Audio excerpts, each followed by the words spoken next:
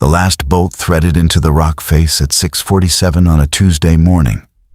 And I remember the time because I'd been tracking every hour of this build for 11 months. I pressed my palm flat against the steel bracket, felt the coldness of it against skin that had gone raw from weeks of grip work on wet stone, and I thought, it's done. The shelf was level, the door sealed flush against the limestone overhang. Behind me, 42 feet of carved-out cavern ran back into the hillside, and in front of me, the falls dropped in a white curtain that turned the world into noise. My name is Callum Fenn. I'm 31.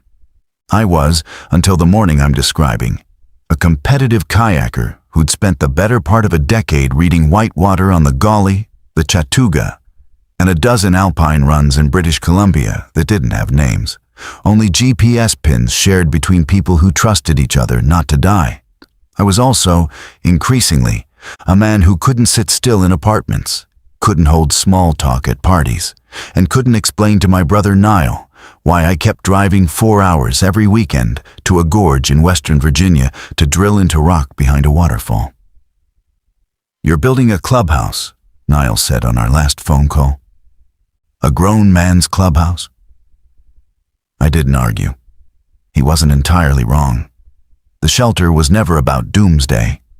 It was about the satisfaction of fitting a problem together with my hands, routing a gravity-fed water line from the falls, mounting a propane burner on a stone ledge I'd chiseled flat, suspending a hammock from anchors I'd tested at 4 times my body weight.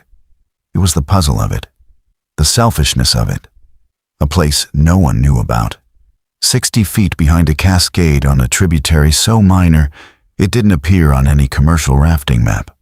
The morning I finished, I sat on the ledge just inside the curtain of water and ate a granola bar and watched the mist catch light. I'd been off-grid for 3 days.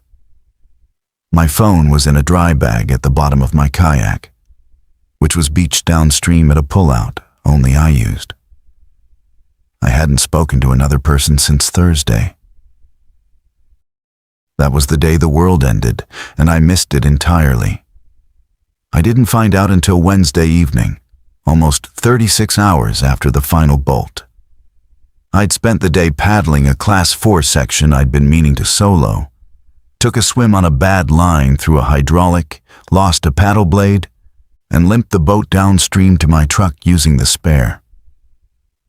I was bruised, elated, soaked, and thinking about the diner in Marlinton where the waitress knew my order. The truck's radio didn't work. It hadn't worked in months. I drove the fire road out of the gorge with the windows down, and the first thing I noticed was the smoke. 3 columns, widely spaced, rising from the valley floor to the south. Brush fires weren't unusual in late September, but 3 at once made me uneasy. The second thing I noticed was the absence of traffic on Route 39. Not reduced traffic, none. I drove 11 miles without passing a single vehicle. The third thing was the diner. The door was open, the lights were off. A chair lay on its side in the parking lot next to a sedan, with both rear doors open, and a child's backpack on the asphalt. The backpack had a cartoon dog on it. I remember the cartoon dog very clearly because I stood there staring at it while my brain tried to assemble a story that made sense. I pulled my phone from the dry bag. 31 missed calls, 22 from Niall, 9 from numbers I didn't recognize. The texts loaded in a scroll that seemed to take forever. The first was from Niall. "Thursday night. Cal, pick up the phone, something is happening in Richmond." Then Friday morning. "They're saying it's an infection. Don't come home. Stay where you are." Then Friday afternoon. "I'm taking Mom to the church shelter on Broad Street. The National Guard is there. Call me." Then Saturday, 2:14 a.m. "Cal, please." Then nothing. I stood in that parking lot and read every message twice. The later ones from unknown numbers were automated emergency alerts. Shelter in place. Avoid contact with symptomatic individuals. Do not approach wandering persons. And they read like dispatches from a reality I hadn't been living in. I called Niall. The network returned a tone I'd never heard before. A flat, digital pulse that repeated 3 times and cut to silence. I called my mother. Same tone. The parking lot was quiet, except for the sound of my own breathing. And, distantly, a dog barking in a pattern that didn't stop. I got back in the truck and drove toward the gorge. The drive back felt different. Every empty driveway, every dark window, every absence registered now as evidence. A gas station with its canopy lights still on, but no attendant. A pickup truck angled into a ditch with the engine still ticking. A house with sheets nailed over the windows from the inside. I reached the Fire Road turnoff as the last light bled out of the sky and pulled the truck under the same laurel thicket I always used. My hands were steady on the wheel, but my jaw ached from clenching. I loaded a dry bag with everything useful from the cab first aid kit, the protein bars I kept in the glove box, a headlamp, a folding knife, a fleece. I locked the truck out of habit, then unlocked it, thinking someone might need it more than I did, then locked it again because I couldn't think clearly enough to be generous. The hike to the falls was 40 minutes in daylight. In the dark, with only a headlamp and the sound of the creek rising as I descended, it took over an hour. The trail wasn't a trail, it was a route I'd memorized through rhododendron thickets and over sandstone ledges. And in the dark, every familiar shape became a question.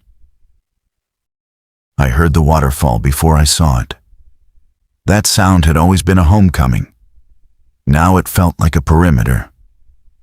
The cascade was modest 20 feet wide, dropping about 30 feet into a plunge pool, but the volume was enough to mask everything within a 50-foot radius. You couldn't hear footsteps. You couldn't hear voices. You couldn't hear screaming. I waded through the shallows at the base, soaking my boots, and pushed through the curtain into the cavity behind it. The air changed immediately cool, mineral sharp, enclosed. I lit the propane lantern, and the shelter materialized around me. The hammock, the steel shelf stocked with canned food I'd been ferrying in for months. The water jugs, the dry firewood stacked against the back wall, the plastic bins of gear. Everything exactly as I'd left it 36 hours ago. I sat on the stone floor with my back against the wall and read the emergency alerts again. The language was bureaucratic and careful, but the trajectory was unmistakable. Thursday. Reports of a rapidly spreading pathogen, flu-like symptoms, erratic behavior. Friday. Confirmed cases of post-mortem reanimation in 11 states. Martial law declared in the District of Columbia. All civilian air traffic grounded. Saturday. FEMA networks overwhelmed. National Guard units redeployed to perimeter defense around major population centers. Rural areas advised to self-sustain. Sunday, the day I'd been running rapids, was blank. No more alerts. I tried the phone again. The network was gone entirely now. Not even the strange tone. Just dead air. The first thing I felt wasn't fear. It was guilt. 3 days of solitude, 3 days of choosing the river over the phone. And while I'd been reading Water, my brother had been reading The End of the World and calling me for help. I ate a can of pinto beans cold because I couldn't bear the sound of the propane burner competing with the falls. And I needed the water roar to be the only thing in my ears. The gorge was remote. The nearest town was 19 miles by road, farther by foot through the ridgeline. Nothing about the topography suggested anyone would come here. No trails, no campgrounds, no cell coverage. The shelter was invisible from every angle except directly inside the plunge pool. And even then, you'd have to know to look behind the curtain. I was safe. That was the obscene truth I kept circling back to. I had built this place for no reason anyone could defend, for the pleasure of building, for the arrogance of solitude. And by accident, it was exactly the right place to be when everything collapsed. The water masked sound. The falls created a physical barrier. The cave was thermally stable, dry past the first 6 feet, and stocked with enough food for 3 weeks. I was safe, and my brother was not. And the distance between those two facts was something I could feel in my chest, like a bruise that wouldn't resolve. I didn't sleep that first night. I lay in the hammock and listened to the fall and tried to calculate a route to Richmond. 240 miles. Normally a 4-hour drive. But normally assumed roads, fuel, and a world where the dead stayed dead. At some point, I must have dozed, because I woke to light filtering through the water curtain in pale green bands. And for 3 seconds, I didn't remember any of it. I was just a man in a cave behind a waterfall, rested, warm, alive. Then the memory reassembled, and the weight returned, and I got up to start rationing. The first week behind the falls was a masterclass in the difference between surviving and living. I had enough food for 21 days if I held to 1,600 calories. Water was unlimited. I'd rigged a gravity filter from the Cascade months ago, and the flow was clean, cold, and relentless. Firewood was plentiful in the deadfall zone upslope. I could stay alive here without effort. The effort was in staying sane. I built a routine because routine was the only architecture I could control. Wake at first light filtering through the curtain. Filter water. Eat a measured portion. Check the perimeter, which meant wading out through the falls, climbing the ledge above the plunge pool, and scanning the creek valley with binoculars I'd kept in my gear bin. Then maintenance. Tighten brackets, restack wood, inventory food, sharpen the knife. Paddle drills in the plunge pool to keep my shoulders from seizing. Push-ups on the stone floor until my arms gave out. Then reading by lantern light from the 2 paperback novels I'd left here weeks ago, both of which I'd already read. On the 4th day, I saw my first dead person. I was on the ledge above the falls doing the morning scan. The creek below ran through a narrow valley hemmed by steep ridges thick with hardwood, and visibility was limited to maybe 200 yards in either direction before the channel curved. She came around the upstream bend, walking in the creek bed itself, knee-deep in the current, and at first I thought she was a survivor, a hiker maybe, following the water downhill the way any outdoors person would. Then I noticed the walk. There was no adjustment for the current. A living person wading through moving water shifts weight, leans upstream, picks foot placement. She moved as though the water wasn't there, legs driving forward in a metronomic cadence that ignored the rocks, the depth, the drag. She stumbled when the creek bed dropped, and she didn't catch herself the way a body protects itself. She simply pitched forward, submerged, and stood back up without changing pace. Her clothes were hospital scrubs, pale blue, darkened to navy from the waist down. Her hair was matted flat.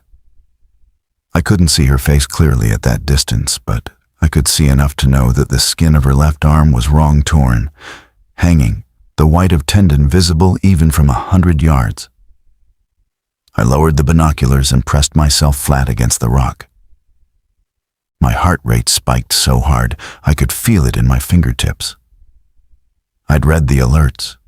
I'd understood the words. But understanding that the dead walk and watching a dead woman wade through a creek you've paddled 100 times are experiences separated by an abyss no amount of information can bridge. She passed the plunge pool without stopping. The falls were loud enough to drown any sound I might have made, and I hadn't made any.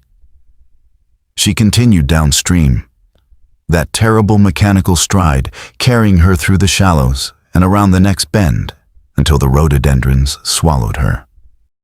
I lay on that rock for 20 minutes after she disappeared, breathing into my forearm, cataloging what I'd just learned. They followed terrain. They didn't avoid water. They moved without resting. And the sound of the falls, that constant, engulfing roar, had drawn no reaction from her at all.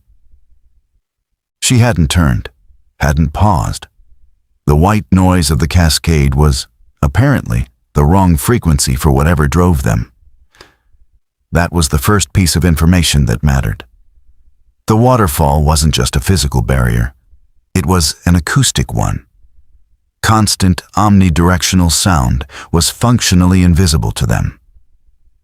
They tracked discrete noises, footsteps, voices, engines, but continuous ambient roar was something their damaged neurology couldn't parse as prey. I added this to the small, grim ledger I was keeping in the margins of one of the paperbacks. Observation 1. They follow water corridors. Observation 2.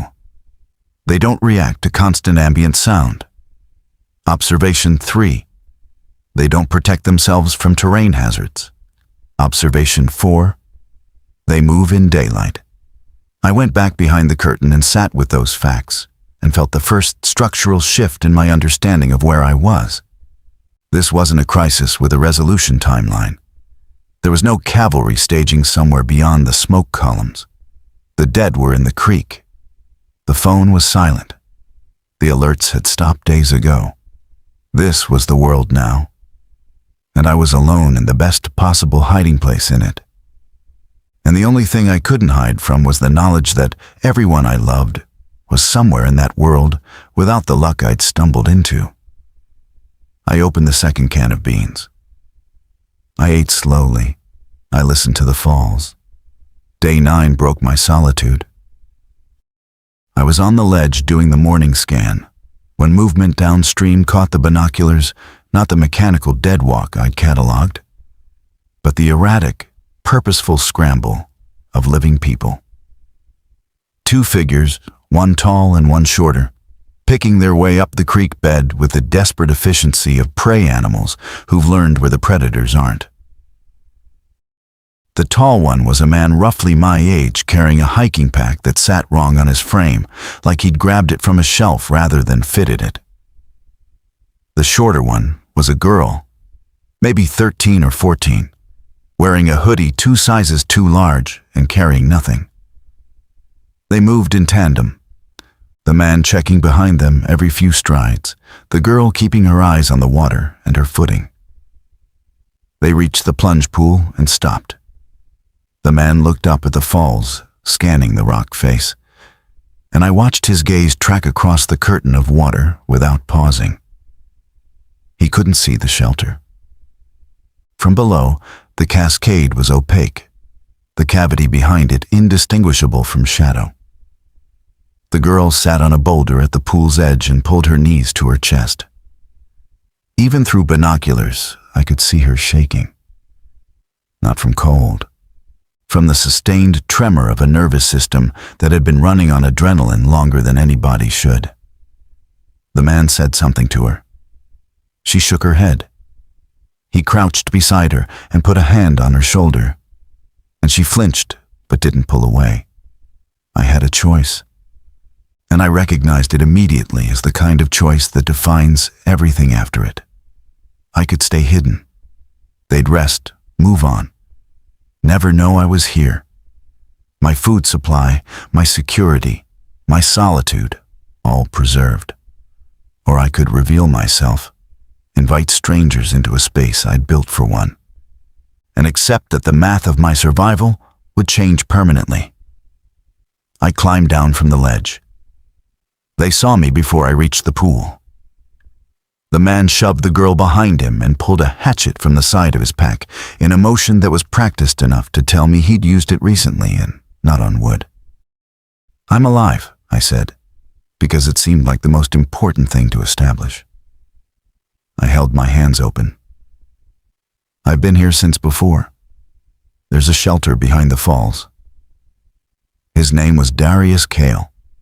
He was 34, a high school biology teacher from Elkins. And the girl was his student, Rowan Suttles. He'd found her in the school gymnasium 3 days after the outbreak, hiding under the bleachers, the only survivor from a shelter that had failed when someone symptomatic talked their way past the door monitor. "We've been walking for 5 days," Darius said, standing in my shelter, water dripping from his jacket onto the stone floor, his eyes moving over my supplies with an expression I couldn't read. "Following the creek because they don't climb well and the noise covers our movement." Smart. He'd figured out independently what I'd observed. The dead tracked discrete sounds, not ambient ones. Rowan hadn't spoken. She sat against the back wall of the cave with her arms wrapped around herself and stared at the propane lantern, as though the light itself was nourishment. I heated beans and rice on the burner and divided it into 3 portions. Nobody mentioned that my original meal plan had just been cut by 2/3. "How much food?" Darius asked quietly while Rowan ate. "With 3 of us, maybe 8 days." He absorbed this without expression. Teachers, I thought. Accustomed to managing information for an audience that panics. "We can forage," he said. "There's ramps and wood sorrel in these hollows, crawfish in the creek. I grew up trapping with my grandfather in Randolph County." "The creek has traffic," I said, and told him about the woman in scrubs. His jaw tightened. "We saw more than one. Coming up the valley there were at least a dozen spread over a mile. They drift downhill, follow water, accumulate in low points.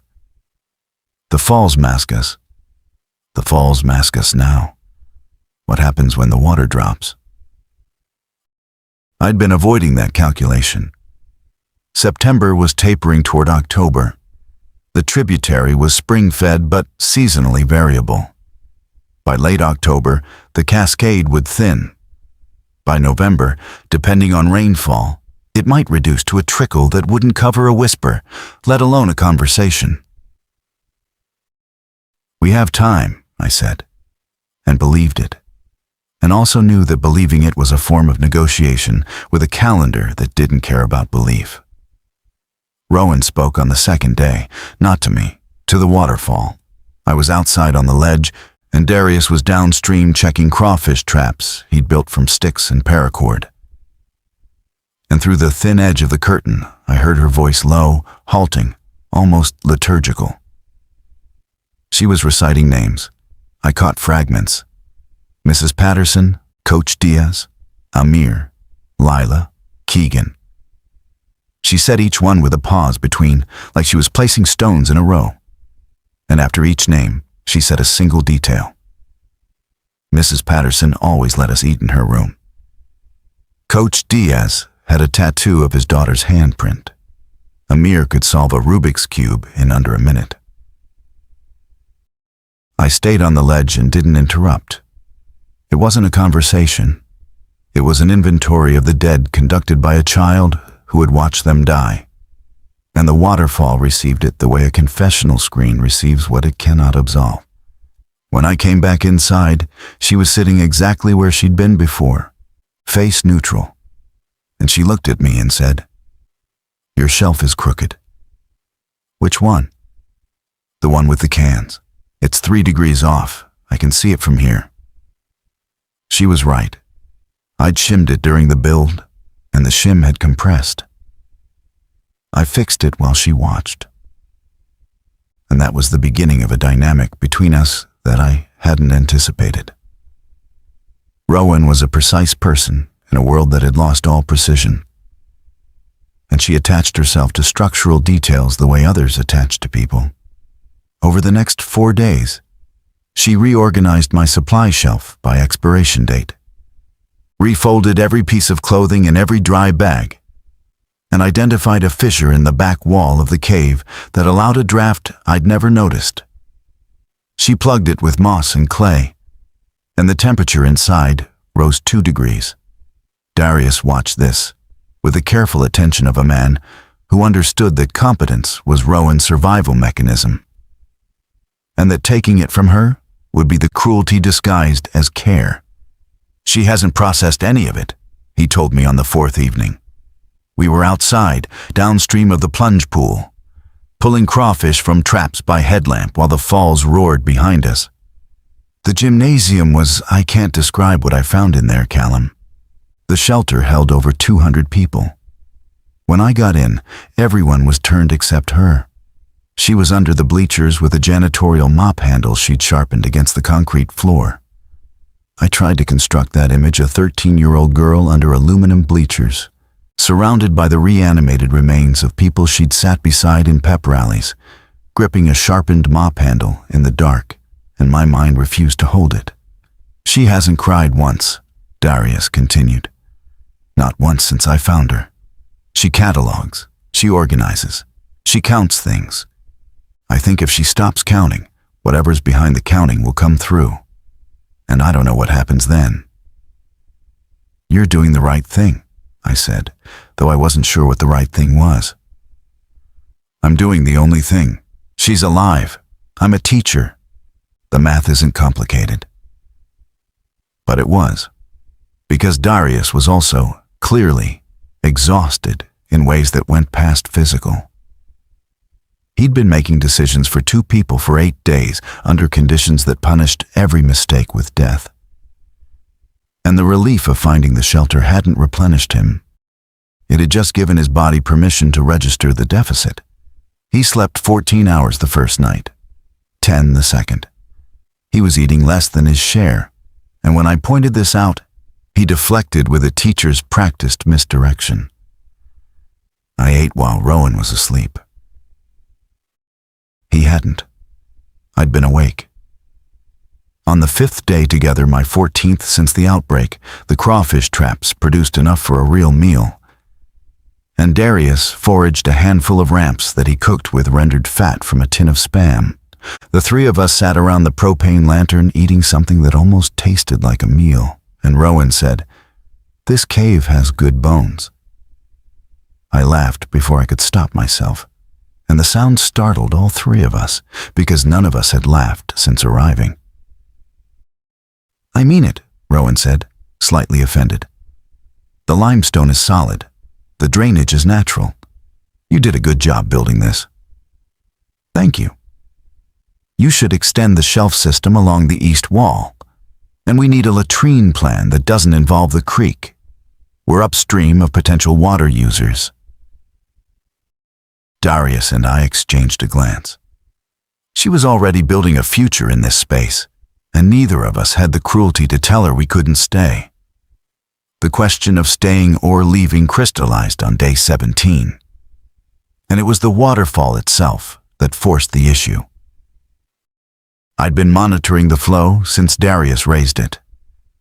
Each morning I marked a reference point on the rock face beside the curtain, the highest reach of spray against a natural ledge, and each morning the mark was a fraction lower. September was dry. The creek's feeder springs were weakening. The cascade that had been a thundering wall was now merely a heavy veil, and through it I could occasionally glimpse the green of the gorge, which meant from the outside, on certain angles, a careful observer might glimpse the glint of our lantern. Darius and I discussed it while Rowan was sorting the supply shelf for the 3rd time. 6 weeks, I estimated. Maybe 7. Then the fall's thin enough that the sound won't cover us anymore. If there are dead in the valley, and there will be, they'll hear us. They'll eventually find the pool, and they'll walk through whatever's left of the curtain. So we leave before that. The question is where? Darius had a destination in mind. Before the networks died, a ham radio operator in Randolph County had been broadcasting coordinates for a settlement forming at a decommissioned fire lookout tower on Spruce Knob, the highest point in West Virginia.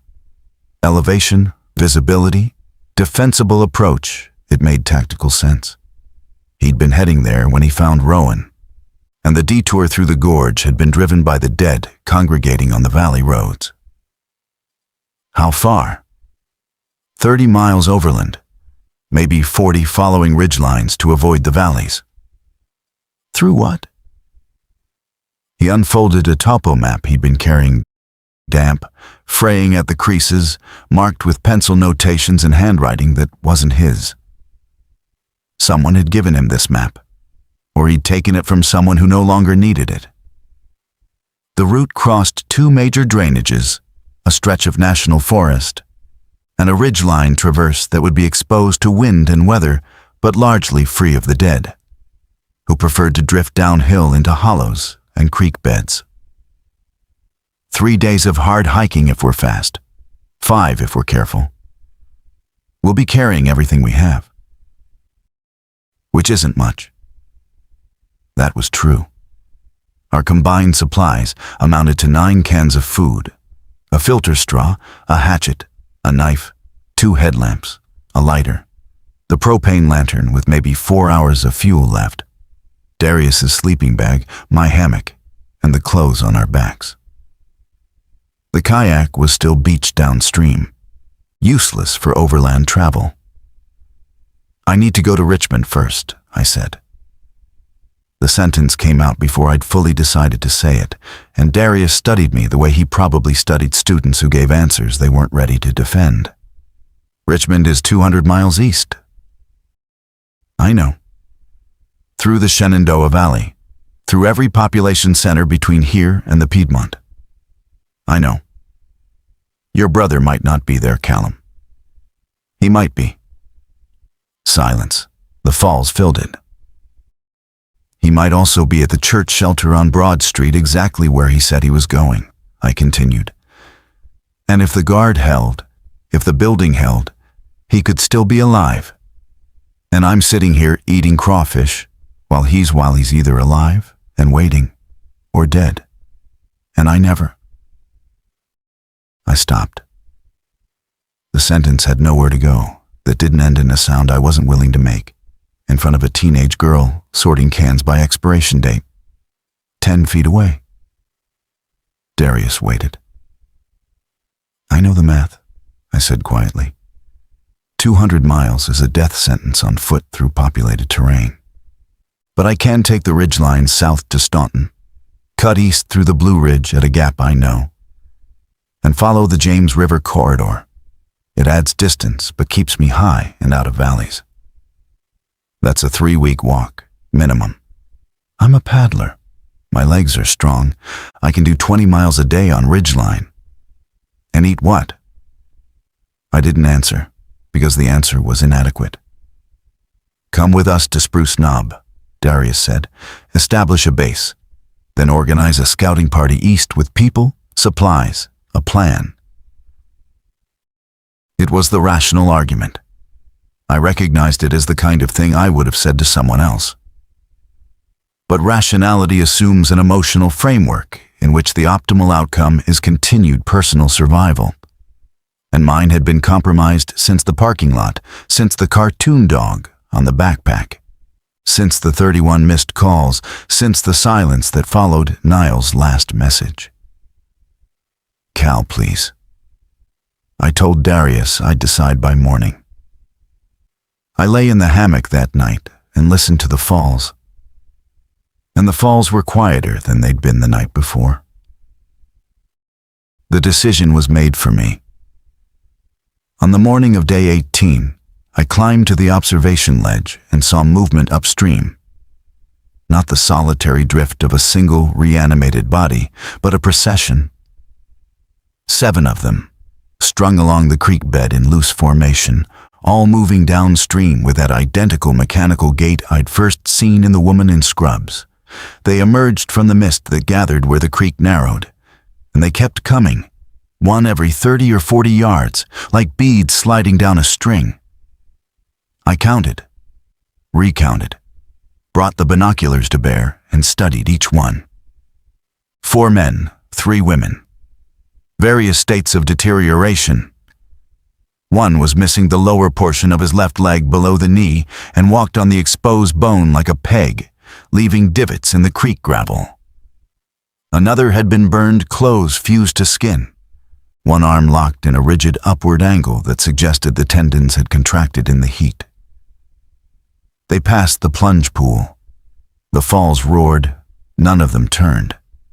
But the seventh one, a woman in a rain jacket, newer than the others, less damaged, close enough to living. That my stomach clenched with the possibility of error. She paused at the pool's edge.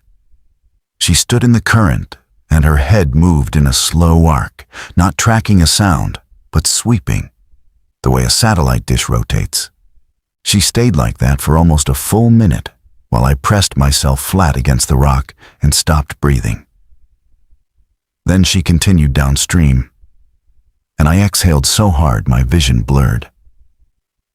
When I scrambled back behind the curtain, Darius was already awake and reading my face. "How many?" "7, upstream to downstream." One of them stopped at the pool.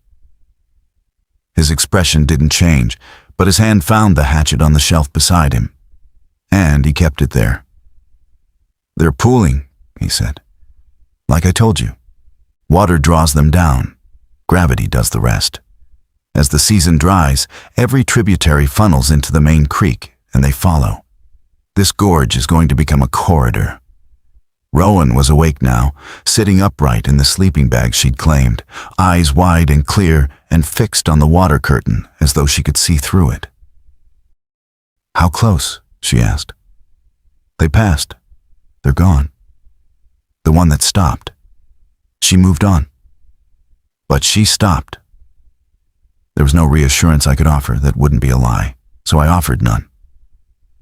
"We need to talk about leaving." The conversation that followed was the most consequential I've had in my life. And it lasted less than 10 minutes. Darius laid out the Spruce Knob plan. I laid out the Richmond plan. Rowan listened without interrupting.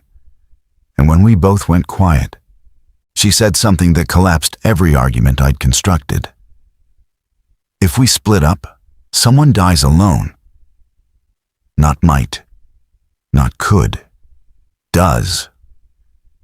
She said it with the flat certainty of someone who had already watched the arithmetic of separation produce corpses.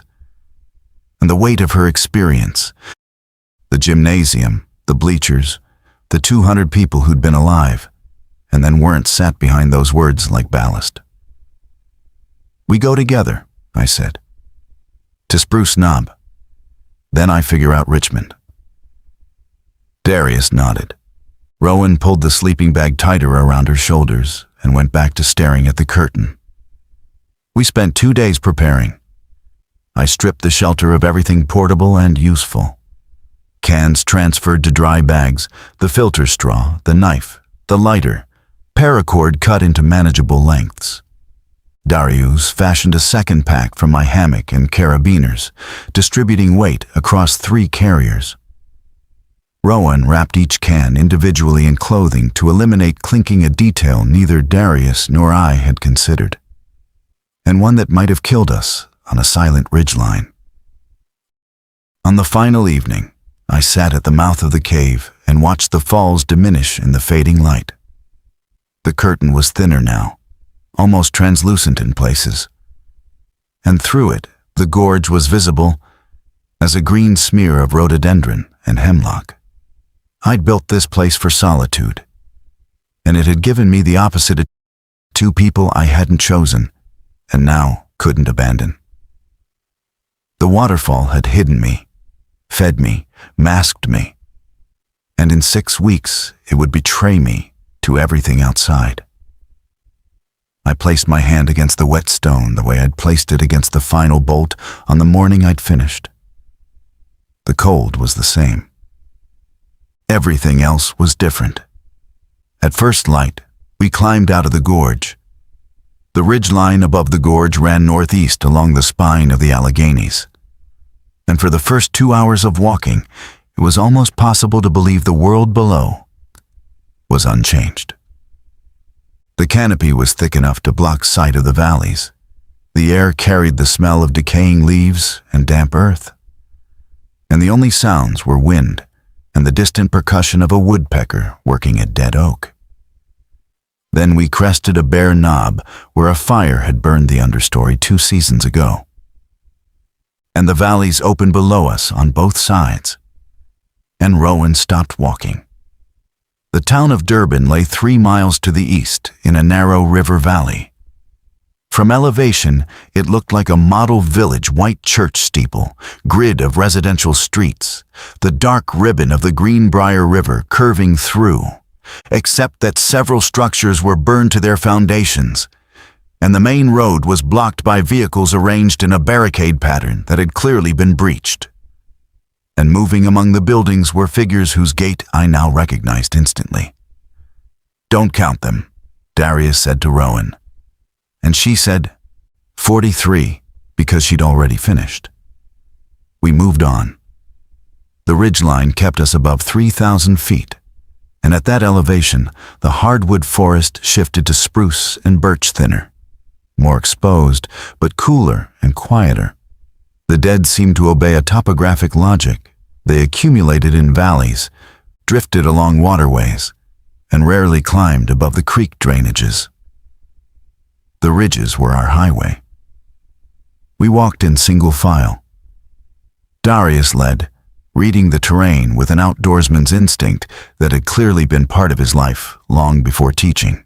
Rowan walked in the middle, counting her steps in whispered multiples of 10 that I could hear from behind her.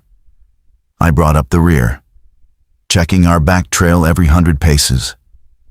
We ate on the move, what I dare cold beans spooned from the can, handfuls of wood sorrel Darius stripped from the trail side, water filtered from seeps that wept from the rock cuts along the ridge. Calories were inadequate, but not yet dangerous. The greater risk was noise discipline. Every snapped branch, every shifted rock, every cough or stumble was a broadcast in terrain where sound traveled freely down slope. Midday, we encountered our first evidence of other survivors.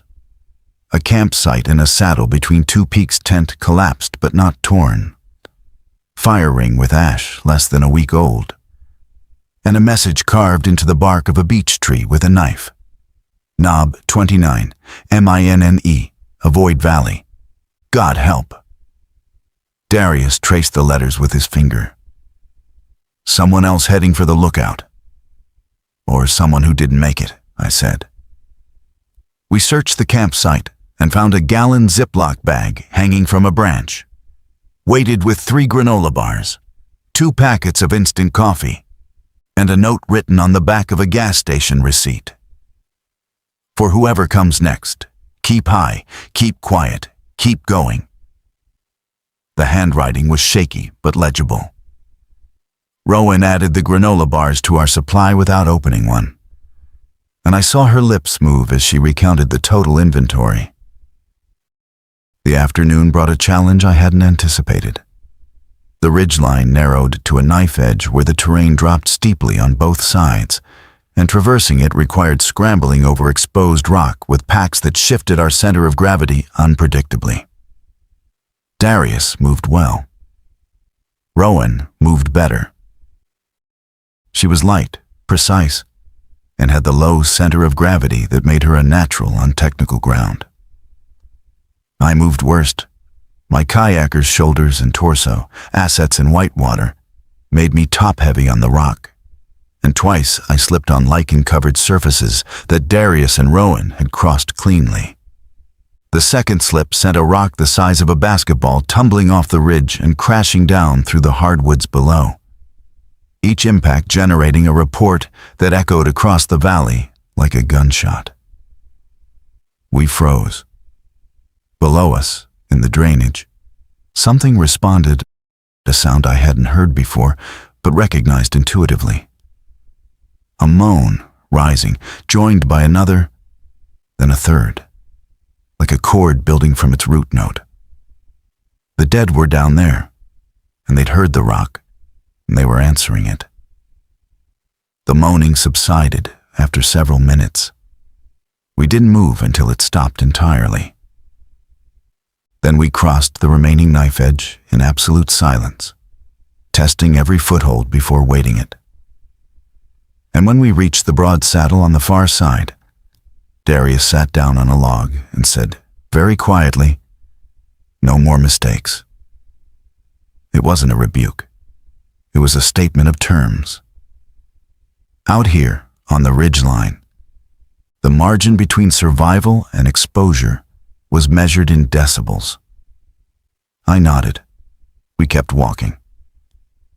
Camp that first night was a shallow depression on the lee side of a spruce stand where the windbreak cut the chill and the thick canopy absorbed sound. No fire, no lantern. We ate in the dark and spoke in whispers so low that the words were more breath than voice. Rowan fell asleep first, curled inside the sleeping bag, with her head resting on a folded fleece. In sleep, the precision left her face, and what remained was something younger and more damaged than the competent cataloger she performed during the day. Her eyebrows twitched. Her lips moved around syllables I couldn't decode. "She talks in her sleep," Darius said. "Names mostly, the same ones. The gymnasium. She was under those bleachers for 2 days before I found her. 2 days." I tried to grasp that span 48 hours in darkness, surrounded by the shuffling remains of people she'd known. Gripping a sharpened stick, a child alone with the unthinkable, and again my mind skated off it. "Why were you still at the school?" Darius was quiet for a long time.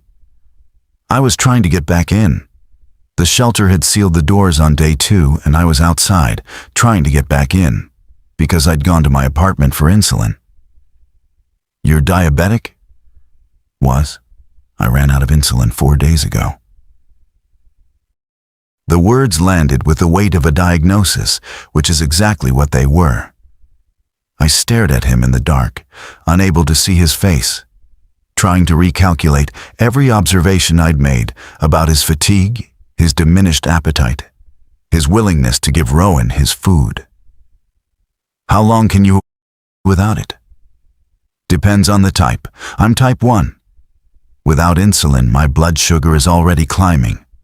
I can feel it, the thirst, the fog, the way my vision blurs at the edges.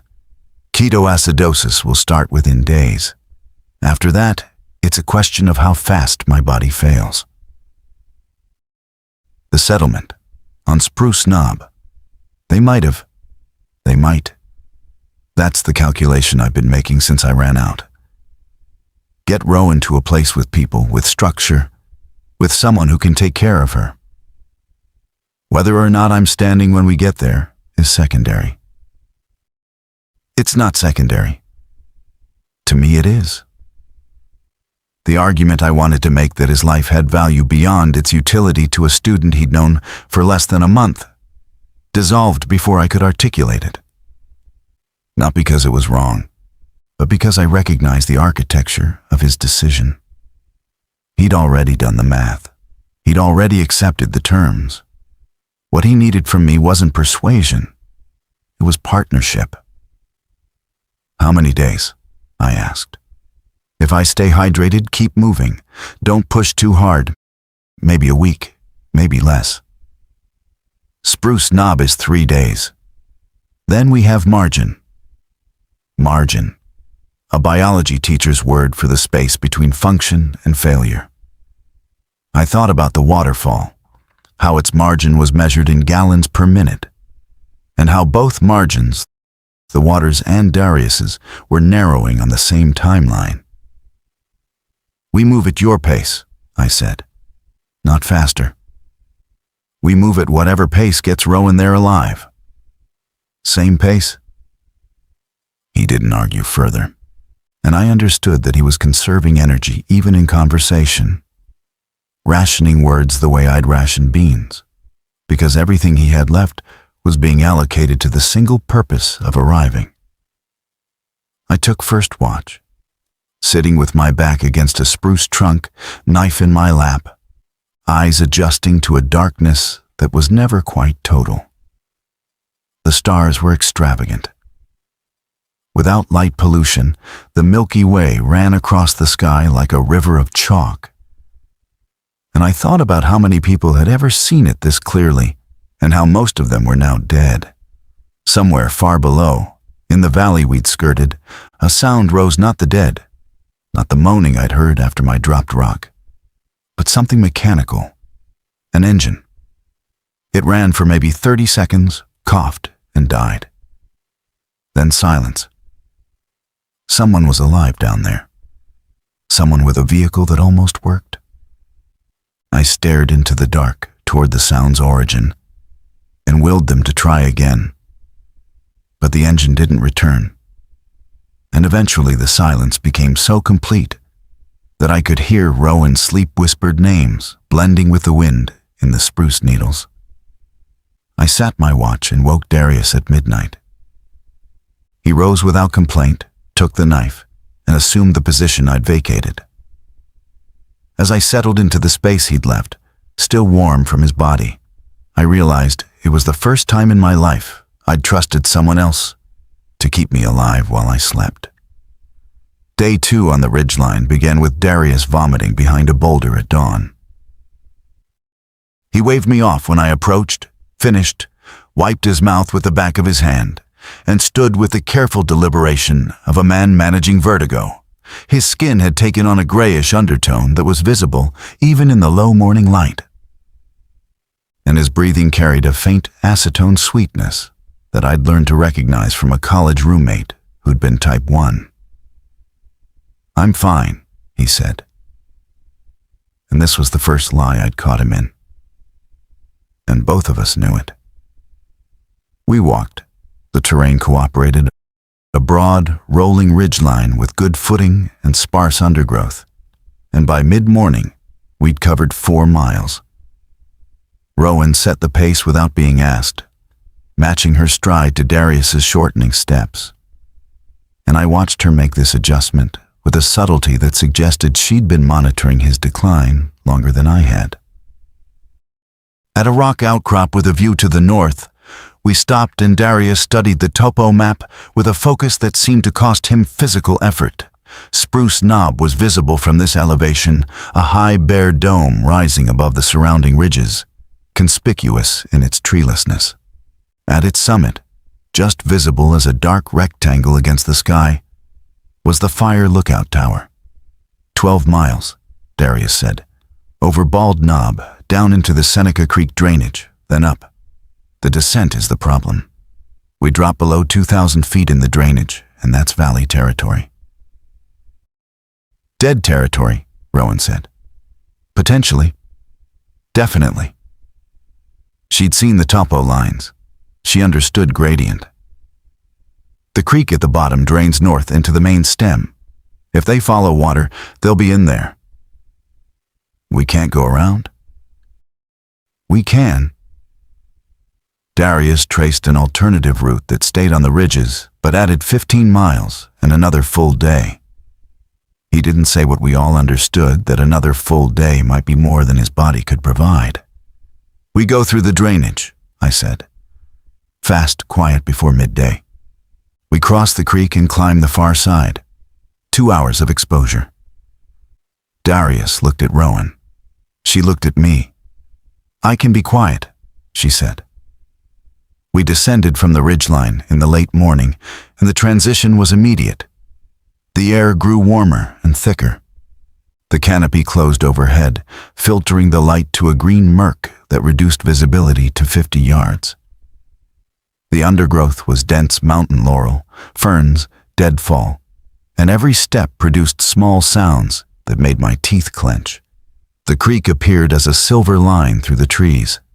Seneca Creek was larger than the tributary I'd lived beside, maybe 30 feet across, knee-deep, with a moderate current. The bed was cobble and sand, and the water was clear enough to see every rock. It was also clear enough to see the figure standing in the middle of the channel, 60 yards upstream. Male, large, wearing the remains of hunting camouflage jackets shredded at the sleeves, one boot missing. He stood with his legs wide against the current, motionless, head tilted at an angle that suggested his neck had been broken and healed wrong, or hadn't healed at all. Darius raised his hand. We stopped. The three of us crouched behind a fallen hemlock and watched the figure through the lattice of branches. He wasn't moving. He was just standing. The water flowed around his legs, carrying leaves and debris downstream past him. And he occupied the creek the way a boulder occupies it, without purpose, without direction, just presence. "Can we cross downstream of him?" Rowan whispered. I scanned the channel. Downstream, the creek widened and shallowed, which meant faster crossing but more visibility. Upstream was the dead man and whatever lay beyond the bend. Downstream, 30 yards, there's a gravel bar we can use. We moved in silence, paralleling the creek through the laurel, bent low, placing each foot with the deliberate care of people who understood that a single snapped branch was an invitation. The dead man remained stationary, his broken neck tilt unchanging.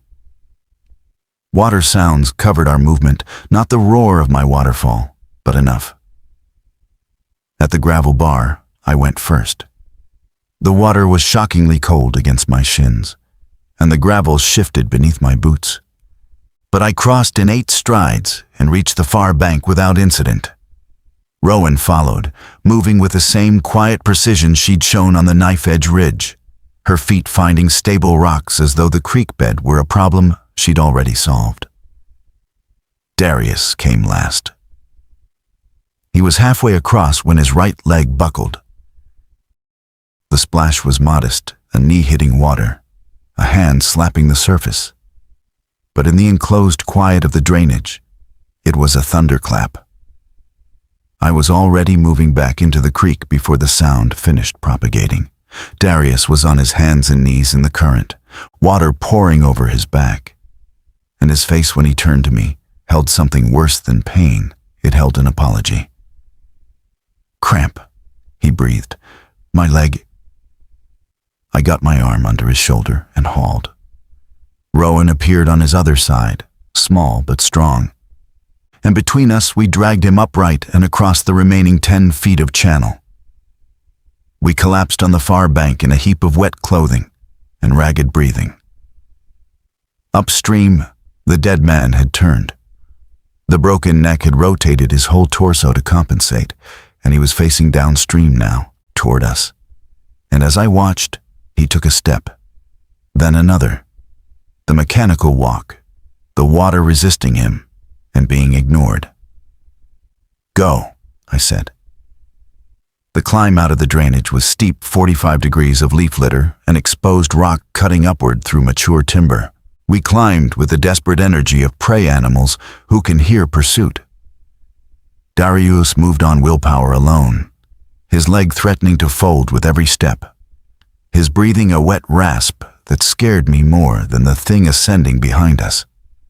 I glanced back once. The dead man had reached our crossing point and stopped. He stood in the shallows, turning his broken neck gaze upslope, and then, slowly, with the patience of something that had no concept of fatigue, he placed one foot on the bank and began to climb. They could climb. Not well, not fast, but they could climb. Darius had said it himself, back in the gorge. They don't climb well. That was different from they don't climb. We gained elevation fast, driven by adrenaline, and within 20 minutes, we were back above the canopy break, gasping in the bright air of the upper ridge, and the drainage was a dark crease below us. I watched with binoculars as the dead man in camouflage reached the point where the slope exceeded his motor capability. He slid back, tried again, slid back, and eventually stood at the base of the steep section, tilted his head, and remained there, waiting, or simply existing in the last place stimulus had drawn him. Darius sat against a rock and drank water with the slow, measured swallows of someone fighting nausea. His hands were trembling, not from cold. "My blood sugar is crashing and spiking," he said, because he was done pretending. Without insulin, my liver is dumping glucose it can't process. The cramp was a potassium deficit. The next one might be my heart. Rowan sat beside him and placed her hand on his forearm, and the gesture contained none of the flinch I'd seen when he'd first touched her shoulder at the plunge pool. She'd accepted him the way she'd accepted the cave structurally, as a load-bearing element in her survival. "How far to the tower?" she asked me. I checked the map. 6 miles, all uphill but manageable grade. We can be there before dark. Then we go. There was no discussion. Rowan stood, adjusted her pack, and started walking uphill. Darius and I exchanged a glance, his containing something between gratitude and grief, mine containing a promise I wasn't sure I could keep, and we followed. The final 6 miles were a purgatory of slow progress and diminishing daylight. Darius's pace dropped to a shuffle. He leaned on the hatchet like a walking stick. His acetone breath sharpened. I moved beside him, ready to catch. Then Rowan ranged ahead, scouting the route, returning every few minutes with reports. Clear trail, no movement, the tower is closer. At 5 miles, Darius stopped and leaned against a tree and closed his eyes. "I need 2 minutes." "Take 5. 2. He took 3, and in those 3 minutes, standing in the fading amber light of a mountain afternoon with his eyes closed and his chest rising and falling in the labored rhythm of a body consuming itself, Darius Cale looked like a man conducting a private negotiation with the limits of biology. I thought about what he'd told me in the dark. Whether or not I'm standing when we get there is secondary. And I hated him a little for meaning it. He opened his eyes. "Let's finish this." We climbed the last mile as the sun dropped behind the western ridges and the lookout tower emerged from the spruce line like a sentinel, dark against a sky turning copper. Someone was on the observation deck. Someone alive. They'd seen us. A light flashed 3 times. The light resolved into a flashlight held by a woman standing on the tower's catwalk, 40 feet above the ground, and her voice carried down through the still mountain air with a clarity that startled me. I'd been speaking in whispers for so long that normal volume sounded like a shout. "How many of you?" "3, I called back. "1 is sick. We need medical." A pause. Then, "Come up the south approach. Stay on the path. We have trip lines." The path was marked with reflective tape on the trees, small squares of silver that caught the last light and led us through a perimeter I now noticed had been engineered. Fallen trees repositioned as barriers. Fishing lines stretched between stakes at shin height, tied to cans filled with pebbles. A cleared sight line from the tower to the approach lane. These people had been here long enough to build defenses and disciplined enough to maintain them. The tower was a standard Forest Service fire lookout steel frame. Wooden cab on top, a single staircase spiraling up the exterior. At the base, a door had been added, the plywood and angle iron, bolted to the frame, and it opened as we approached. A man stepped out, stocky, mid-40s, wearing a flannel shirt with the sleeves rolled to the elbows and carrying a compound bow with an arrow nocked butt pointed at the ground. Behind him, a second person, younger, early 20s, holding a lantern. "I'm Holt," the stocky man said. "This is June. She's the one who spotted you." He looked at Darius, who was leaning heavily on my shoulder, and his expression shifted from assessment to recognition. "He needs sugar and a place to lie down. June, get the med kit." They brought Darius inside and laid him on a cot in the ground-level storage room. June, tall, angular, with the focused efficiency of someone trained in triage, checked his pulse, his pupils, his skin turgor, and asked a single question. Type 1 or 2? 1. Her jaw tightened. We have glucagon for emergency injection. We don't have long-acting insulin. We've been trying to source it since week 1. How many people here? I asked. 11, as of this morning. Holt was leaning against the doorframe, bow still in hand, watching the tree line. We had 14. Lost 2 on a supply run to Seneca Rocks. 1 left on his own, headed south. Said he had family in Roanoke. 11 people on a mountaintop. I thought about the ham radio broadcast Darius had described and realized this was never going to be a settlement. It was a lifeboat. They fed us. Canned stew heated on a camp stove, reconstituted orange juice, crackers that had gone stale but tasted extraordinary. Rowan ate with the systematic thoroughness of someone who understood that calories were not guaranteed, chewing each bite completely before reaching for the next. The tower community had organized itself with a competence that surprised me. Holt, a former park ranger, managed securities in the perimeter. June had been a veterinary technician, not a doctor, but close enough to manage wound care, assess symptoms, and administer what medications they'd stockpiled. Others filled roles. A married couple from Davis handled food management. A retired electrician named Carl had rigged a solar panel to charge batteries and run the radio. A teenager named Marcus was their best forager. The radio was the lifeline.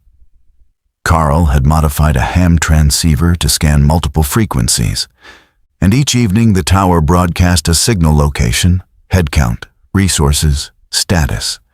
Other groups responded intermittently.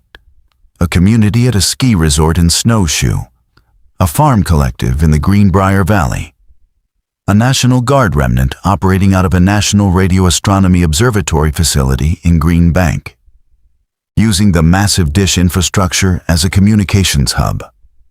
The Guard unit has insulin, June told me quietly while Darius slept. They've been cataloging pharmacy stocks from abandoned towns, but they're 40 miles south, and the valley between here and there is saturated. Saturated how? Thousands. The towns along Route 33, Elkins, Beverly, Huttonsville. They emptied into the valley. The dead followed. It's impassable on foot. I looked at Darius on the cot. The glucagon injection had stabilized him, but stable wasn't sustainable. Without insulin, his body would resume its self-consumption within hours. He was living on borrowed chemistry, and the loan had terms we couldn't renegotiate. Rowan was sitting beside him, not touching him, not speaking, just present. She was counting something under her breath. His respirations, I realized. She was counting his breaths. I laid the problem out for Holt at dawn, standing on the tower catwalk with the Blue Ridge visible as a hazy wall to the east and the valleys below still pooled in shadow. I need to get to Green Bank. 40 miles through a valley you say is impassable. Holt studied me the way a man studies weather, reading the signs, calculating the risk. You're talking about the Tigard Valley. I've been up here with binoculars for 3 weeks. The dead have collected down there, like sediment. Route 33 is a corridor. It funneled the population east during the evacuation. And when the evacuation failed, the dead inherited the road. Is there a ridge road? Shaver's Mountain runs parallel. You could traverse it south to Cheat Bridge, then cut west to Green Bank. It keeps you above 3,000 feet for most of it. But it's remote, unmarked, and you'd be solo. I've been solo before. In a kayak, on a river, with a truck at the takeout. He wasn't unkind, but he was precise. This is different. You fall, break an ankle, there's no evacuation. You encounter a group of dead on a narrow ridge, there's no eddy to pull into. I accepted the analogy. How long? 2 days if you move fast and the terrain cooperates. 3 if it doesn't.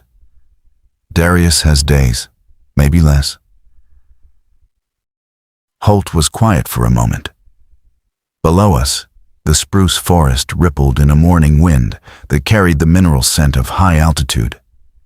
2 of his people were visible at the perimeter, checking trip lines, moving with the practiced calm of survivors who'd internalized the routine. "I'll give you a pack," he said. "Food for 3 days. The filter straw. A whistle 3 blasts is the universal signal, and the guard unit knows it. And this." He pulled a folded paper from his shirt pocket. "Frequencies for the Green Bank Station. Carl talked to them last night. They know you're coming. A man named Sergeant Osei is expecting you." I stared at him. "You already discussed this." "June told me last night about the insulin. I made the call. It's what the radio is for." I went to Darius. He was awake, sitting on the cot, drinking water with the careful sips of a man who measured everything that entered his body. "I'm going to Greenbank," I said. "They have insulin." He closed his eyes. When he opened them, they were wet, and he said nothing for several seconds. "Callum, 2 days, 3 at most. You don't owe me this." "You're right, I don't. I'm doing it because Rowan counts your breaths at night. And I'm not going to be here when she reaches 0. He held my gaze. Whatever he saw in my face satisfied him. Because he nodded once and said, "Follow the ridgeline. Stay high. Don't be a hero." I wanted to say something about heroes, about how the word had been colonized by people who confused courage with recklessness, and how what I was doing wasn't heroic, but simply the next necessary thing in a sequence of necessary things that had started when I climbed down from a ledge and said, "I'm alive" to 2 strangers at a plunge pool. But I didn't say any of that. I said, "I'll be back," and I left. Rowan caught me at the base of the tower stairs. "Take this." She held out a strip of fabric torn from the hem of her oversized hoodie. On it, in tiny letters written with a Sharpie from Holt's supply kit, she'd written a list. Every canned item remaining in our supply, every medication in June's med kit, the current head count of the tower, Darius's blood type. "In case they need to know what we have," she said, "or what we need." I folded the strip and put it in my breast pocket. She stood in front of me, this precise and shattered girl who cataloged the world to keep from drowning in it. And I recognized in her a version of myself, someone who'd built structures against chaos, who'd mistaken organization for control. "I'll bring it back," I said. "Bring him back," she corrected, and turned and climbed the stairs without looking at me again. I shouldered the pack Holt had prepared and walked south into the spruce line. The tower disappeared behind me within minutes. The ridge opened ahead, narrow and rocky, trending south under a sky so blue it looked artificial. Somewhere below me, in the valleys and drainages and creek beds and dead towns, the world I'd known continued its grotesque second life. I walked faster. Shaver's Mountain was a different creature than the ridges I'd traversed with Darius and Rowan. It was higher, narrower, and wilder, the spine of it exposed to weather from both sides, the spruce growing stunted and wind-flagged, the trail non-existent except for occasional game paths that appeared and vanished, according to logic I couldn't follow.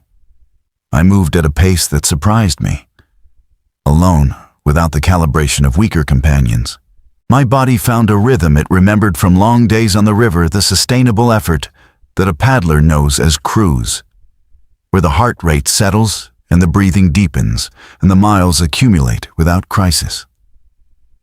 My legs burned on the uphills and my knees protested the descents. But the pain was informational, not structural. By midday, I'd covered what I estimated was 15 miles. The ridge had been generous, broad enough for confident footing, clear of deadfall, and elevated enough to feel insulated from the world below. I'd seen nothing living and nothing dead, just spruce and rock and sky. Then the ridge ended. Not gradually, abruptly. The mountain spine descended into a saddle that dropped below 2,000 feet, and beyond it, the terrain rose again to the southern continuation. But the saddle was a valley, a narrow one, maybe half a mile across, with a creek running through it and a 2-lane road visible as a gray thread beside the water. I lay on my stomach at the ridge's edge and used the binoculars, the road. Route 250, if my map reading was correct, ran east-west through the saddle. On it and along the creek, and in the fields beside the road, the dead were present in numbers I hadn't seen since Rowan counted 43 in Durban. They stood in clusters of 3 or 4, spaced irregularly, like a crowd that had lost its event. Some were in the creek, others stood in the road's center line, facing different directions. A few moved with the familiar drift, but most were stationary, conserving whatever impulse drove them for the arrival of stimulus. The saddle was a bottleneck, the only terrain connection between the northern section of the ridge and the southern. Going around it would add a full day and take me through even lower terrain. Going through it required crossing the road, the creek, and approximately 80 yards of open ground, populated by an estimated 20 to 30 dead. I studied the terrain for an hour. I ate. I drank. I thought about Darius measuring his breath and Rowan counting his respirations and Niall's last message on my phone. The creek was the key. It ran through the saddle from east to west, and its banks were overgrown with alder and willow dense enough for concealment if I stayed low. The dead were concentrated near the road, which was slightly south of the creek. If I dropped off the ridge, entered the creek upstream of the road crossing, waded the channel beneath the overhanging willows, and exited on the far side where a steep draw led back up to the ridgeline, I could thread between the clusters without crossing open ground. The theory was sound. The execution required absolute silence in waist-deep water within 40 yards of the dead. I waited until late afternoon, when the light was angled and the shadows long, and descended. The creek was cold, colder than the Seneca crossing. I entered it from a cut bank where overhanging roots provided cover and lowered myself until the water reached my sternum. The current was mild. The bottom was sand and small cobble-stable, quiet footing. I moved upstream against the current, letting the water absorb each footfall, keeping my head below the top of the bank. The willows filtered my view of the road. Through the leaves, I could see shapes vertical, motionless, facing away or sideways. The nearest was 30 yards south. I could smell them, a sweetness that was nothing like the acetone of Darius's breath, and everything like the interior of a biology classroom specimen cabinet. I moved for 20 minutes in the creek, each step chosen, each breath controlled. The water sounds covered my movement the way the waterfall had covered my existence, and I understood suddenly that every body of water I'd ever known had been preparing me for this. The reading of current, the placement of weight, the submission to a medium that could kill you or carry you, depending on how well you listened. I reached the far cut bank, climbed out, and entered the draw, ascended. Behind me, in the saddle, nothing stirred. I reached the ridgeline's southern continuation as the sun touched the horizon and didn't stop moving until full dark made the footing dangerous. I reached Greenbank at noon on the second day. The National Radio Astronomy Observatory announced itself from miles away, the great white dish of the radio telescope rising above the valley like an artifact from a civilization more advanced than the one that had died. It was pointed at the sky. indifferent to the catastrophe below it, still tracking signals from the edge of the universe because no one had told it to stop. The guard unit had fortified the facility with military precision. Jersey barriers at the access road, razor wire along the fence line, 2 Humvees positioned at the main gate, one with its turret manned, sandbag emplacements at intervals, and more people than I'd seen alive since the outbreak. Moving between buildings with purpose, carrying supplies, working. I approached from the ridge above the facility, visible and deliberate, hands raised. A sentry spotted me and called it down, and within 5 minutes I was at the gate being assessed by a corporal who checked me for bites with the brisk professionalism of a TSA agent. Sergeant Osei found me in the processing area, a former conference room repurposed as an intake center. He was a compact man with close-cropped hair and the particular calm of someone who had experienced enough chaos to metabolize it. He shook my hand, looked at the fabric strip Rowan had given me, and read it without comment. "We have insulin," he said. "Novolog and Lantus, stockpiled from the Elkins pharmacy runs. We can provide a 90-day supply." 90 days. The number hit me like a physical thing, and I had to sit down on one of the conference room chairs because my legs decided, unilaterally, that the mission was over and they were done. Osei let me sit. He brought water and a protein bar and information. The guard unit was 43 strong, down from an original deployment of 112. They'd consolidated at the observatory because of the dish, its receivers, repurposed for terrestrial communication, gave them a network that spanned the mid-Atlantic. They were in contact with surviving units in Pittsburgh, Roanoke, and the Pentagon's continuity of government facility in the Virginia mountains. "The infection is global," he said. "But it's also plateauing. Population density determined the initial spread. Rural areas are recovering faster because there were fewer bodies to reanimate. We're seeing organized communities forming throughout Appalachia. Your tower is one of 11 we're in contact with in West Virginia alone." 11. The number was hopeful in a way that felt dangerous. "I need to get the insulin back," I said. 40 miles. We're running a supply convoy to Snowshoe tomorrow morning. Armored vehicles. We can get you to the Route 250 corridor. From there, you're on foot. But it cuts 20 miles off your return. "Do you have news from Richmond?" Osei's expression didn't change, but something behind it shifted.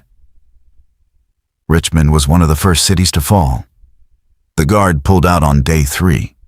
Church shelters, community centers, most were overrun by day 4.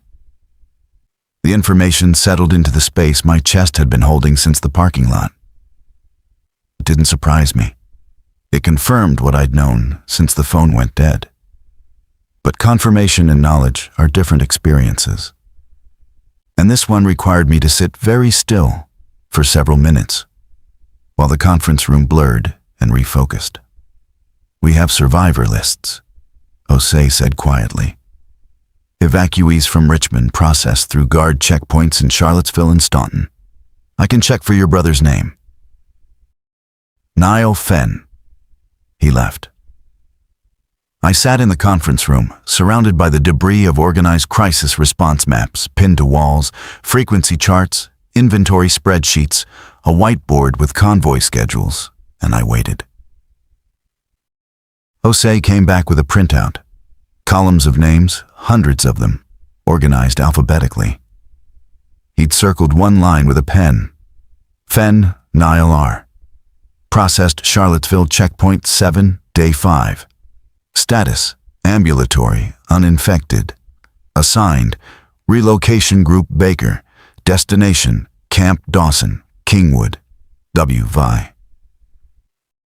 I read it 4 times. Niall was alive. He'd gotten out. He'd made it to a checkpoint, been processed. been sent to a military installation in the northern part of the state. Camp Dawson was 80 miles from Spruce Knob. I folded the printout and put it in my pocket next to Rowan's fabric strip and finished the protein bar and drank the water and told Sergeant Osei I'd be on the convoy in the morning. Then I went outside and stood in the shadow of the great dish and looked at the sky and let the tears come, because there was no one to be strong for, and the stars were still up there, and my brother was alive. I carried the insulin back over Shaver's Mountain in 31 hours, stopping only when darkness made the footing lethal and starting again at first gray light.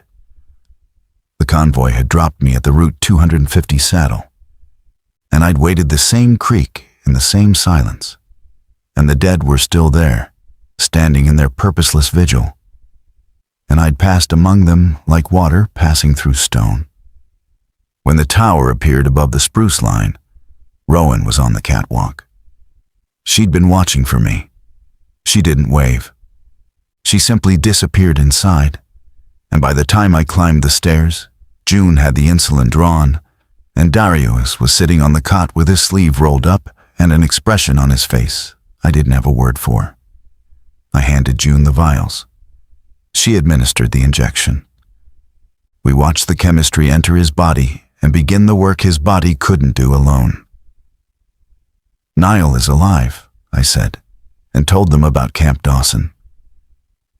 And Darius closed his eyes and breathed in a way that sounded different, not the labored rasp of ketoacidosis, but the long, full breath of a man who'd been given back the near future. I stood on the catwalk that evening and looked east toward the ridges I'd crossed. Below me, the valleys held their dead.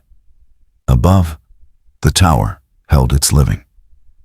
And somewhere beyond the blue haze of the Alleghenies, my brother was breathing in a room I'd never seen. And the distance between us had contracted from impossible to merely difficult. The waterfall still fell in the gorge where I'd built my shelter. The water didn't know what it had hidden, or what it had given, or what it was losing to the slow arithmetic of the season. It simply fell, and the sound covered everything. And behind it, the empty cave held its shape. I would go back for none of it. I would go forward for all of them.